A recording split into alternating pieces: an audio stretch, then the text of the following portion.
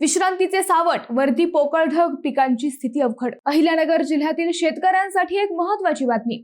जुलैच्या सुरुवातीला झालेल्या पावसाने दिलासा मिळाला असला तरी आता पावसाने विश्रांती घेण्याची शक्यता व्यक्त करण्यात आली आहे.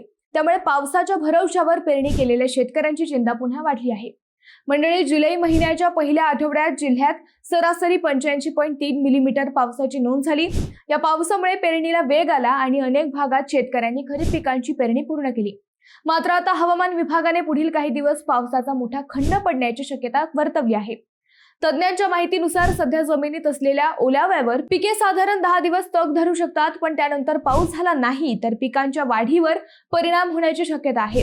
सध्या जिल्ह्यात आकाश ढगांनी भरलेले दिसत असले तरी ते ढग पाऊस देणारे नाहीत. वातावरणात दमटपणा कमी असून जोरदार पावसाची शक्यता सध्या तरी दिसत नाही.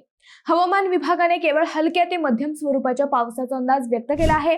आता सर्वांच्या नजरा पुढील काही दिवसांच्या पावसाकडे लागल्या आहेत. कारण वेळेत पाऊस झाला तर पिकांना मोठा दिलासा मिळेल, पण पावसाने आणखी विश्रांती घेतली तर खरीप हंगाम अडचणीत येण्याची शक्यता नाकारता येत नाही.